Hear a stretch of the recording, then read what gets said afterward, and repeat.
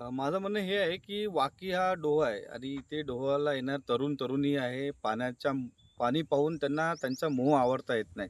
पण पाण्याच्या खालीमध्ये जेव्हा जातात, तेव्हा त्या पाण्याचा अंदाज येत नाही आणि ते त्या डोहाच्या अंदर ज्या कपारी बनल्या आहेत, त्या कपारीमध्ये उतरत जातात आणि ते स्वतःचा जीव वाचवण्याचा बरेच प्रयत्न करतात, पण ते स्वतःचा जीव वाचवू नाही शकत. आजपर्यंत इथे 100च्या वर लोकांचे जीव गेलेले आहेत.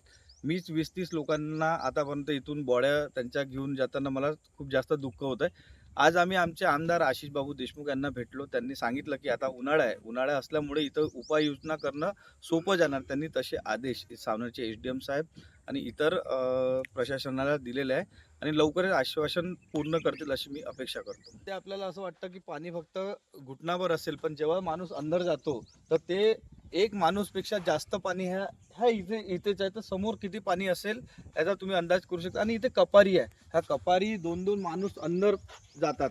त्याच्या एवढं खोल कपारी आहे. मला वाटतं इकडे जे दगड आहे हे मोठे, हे आपण जर इकडे व्यवस्थित केले तर लोकांचे जीव जाणार. हम आए हुए हैं सावनेर तहसील के वाकी दरबार स्थित कन्हान नदी के उस डोह में जहां अब तक न जाने कितनी जानें चली गई है।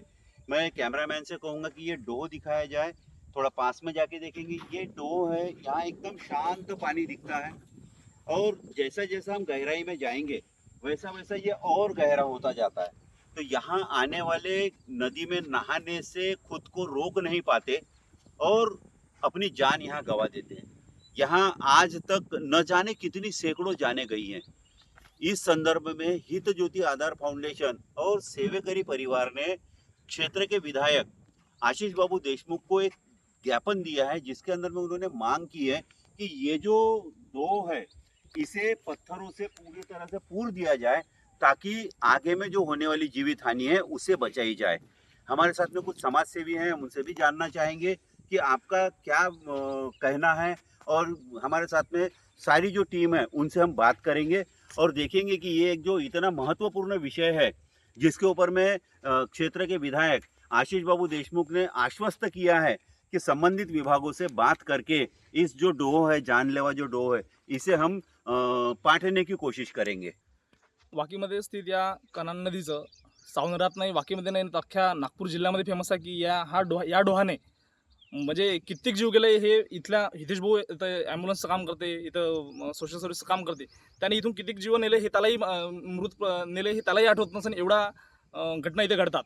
पावसाळ्या तोंडावर लोक काय होते की आजूबाजूच्या परिसरात लोक इथे एक एन्जॉय करायला किंवा आंघोळ करायला येतात, पण त्यांना ह्या गोष्टीची कल्पना असूनही ते लोक सुद्धा इथे येतात.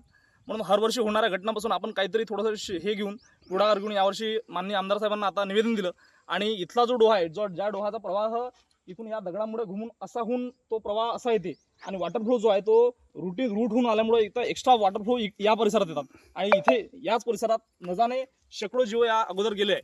म्हणून हा डोहाचा वॉटरफ्लो जो आहे तो हे जे भरातले दगड आहे, हे दगड जर आपण लेवल केले आणि हा वॉटरफ्लो मेंटेन केला तर इथे पाणी येणार नाही, इथे डोह निर्माण होणार नाही आणि त्याच्यामुळे पुढील ज्या घटना आहे त्या आपण कमी करू शकतो, सावरू शकतो. त्याच्यावर आम्हाला काम करायचं होतं आणि म्हणून आम्ही माननीय आशिष देशमुख आपले सावनेर विधानसभा क्षेत्राचे आमदार यांना आज निवेदन दिलं आणि त्यांनी प्रशासनाला आदेश दिले. समोरील कारवाई लवकरच आम्ही करू अशी त्यांनी आश्वासने दिली. थँक्यू.